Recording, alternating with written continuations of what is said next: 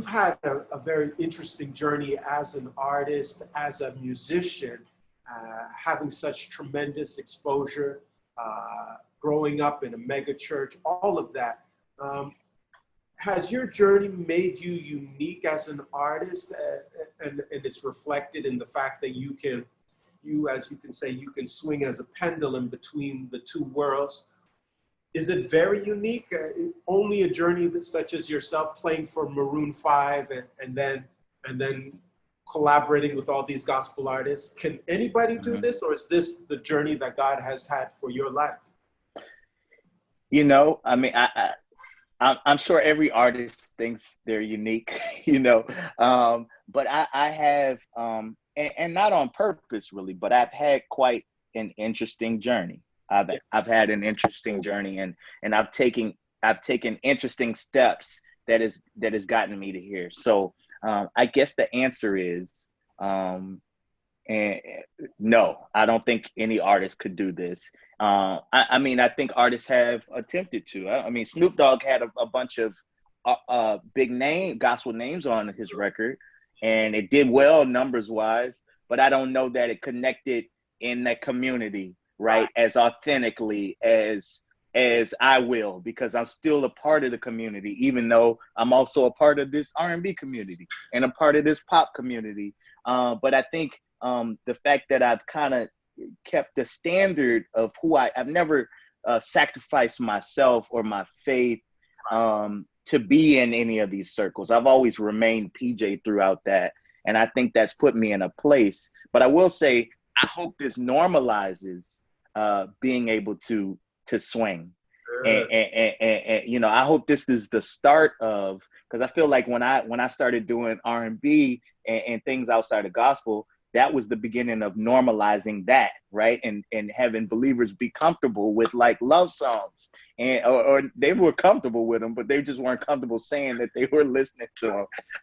But I think that this trend, hopefully this starts a trend of people saying, yeah, I love gospel, I love this, I can do it all when I feel led. You know, I think, you know, to speak to that 15-year question, I think I had to like basically complete my first purpose of showing who I was as this believer who stepped outside the gospel. And now I'm able to say, you know, this is my roots, you know, after I've shown who I am, as opposed to confusing people and jumping back and forth from the very beginning. I think I had to be deliberate in saying who I was first, and then showing this is my roots and this is also a part of me. Yeah. One thing that I would say about you, as you've rightly quoted, is that your music is very authentic to who you are. It's soulful, it's melodic.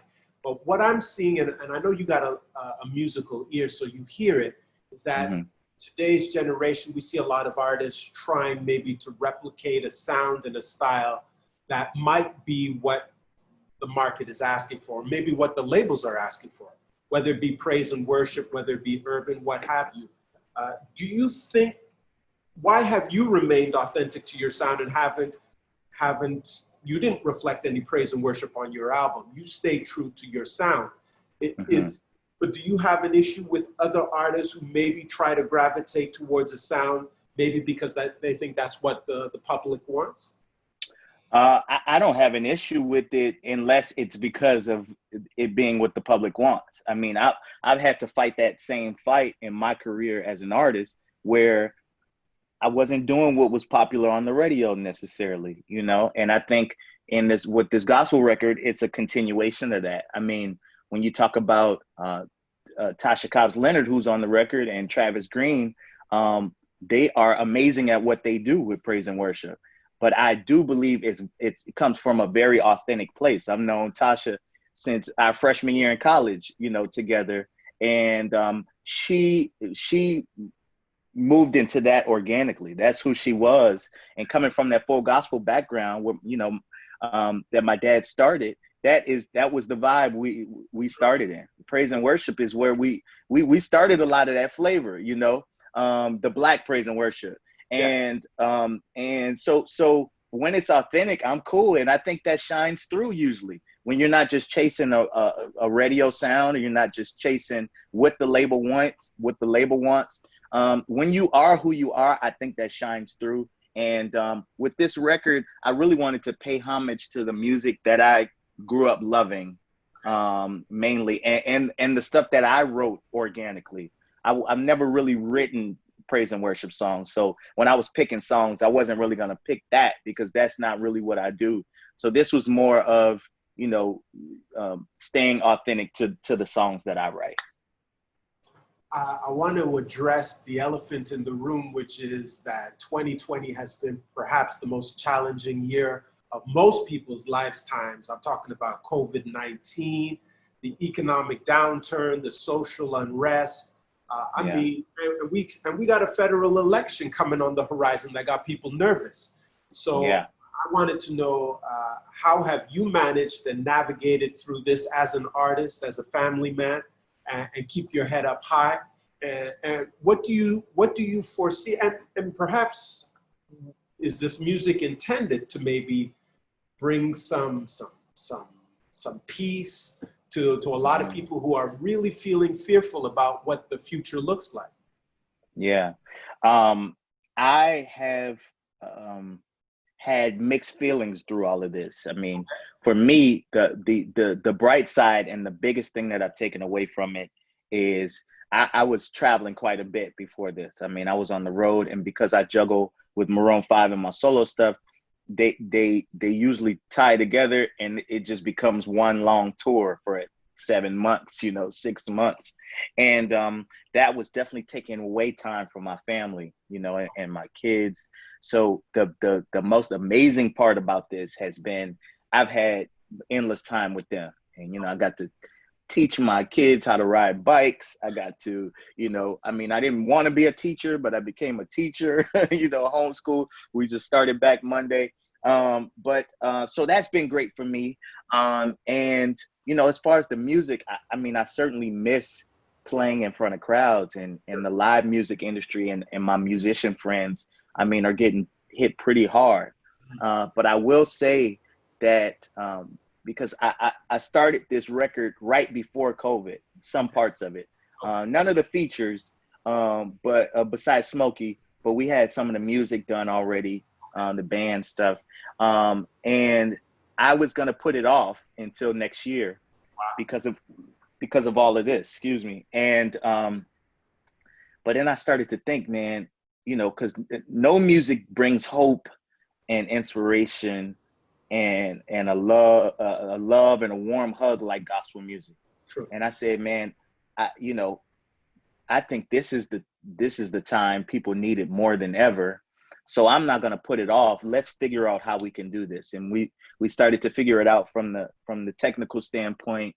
I had to do Zoom sessions and, audio mover sessions where I'm looking into the studio and, from another city. But I think God kind of worked it out where maybe I wouldn't have got this whole list done like this in this amount of time, but everybody, it was less traveling. Like, imagine trying to coordinate this with everybody's schedules going all these different ways. So God had us sitting still, and I was like, man, all roads lead to me trying to finish this. And when I did, the only part I missed was being in the studio. I was looking forward to being in those rooms with all those artists and producing them that way. But, we had to evolve into what the times are right now.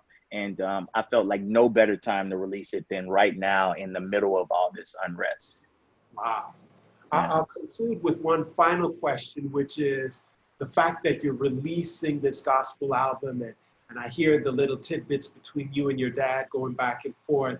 Has this final eventuality of releasing a gospel album kind of brought such joy and happiness and kind of rekindled your relationship with your dad, or has it always been tight? It's always been tight. Yeah, I think I hope that shines through the most, because people are saying, "Oh, I know your parents are so happy now this gospel record." They kind of been happy with all my records, They were my first challengers in all of this. When I decided I was going to do something different, I had to make it through them first. Like, I had to answer to them first and have the arguments and the debates with them first. 20 years ago, you know what I'm saying? So when they realized who I was and that it wasn't just rebellion. Like, this was a purpose thing. They've been my biggest fans for so long. And so now this is just a continuation in that. And that's what I love about the conversations. I think that's what really brings the albums together. The album together is me and my dad's conversation, because it shows a relationship that withstood whatever people thought might be something that we disagree on. He's been there for me, and I've been there for him throughout all of these changes and in these evolutions. And this is no different. But of course, he's happy I'm making a record of gospel music, you know, but just in a different way than any other album. You know, he's always so proud. So I love my pops for always sticking with me and always supporting me. It's never been any different though. Yeah, we've always been tight. And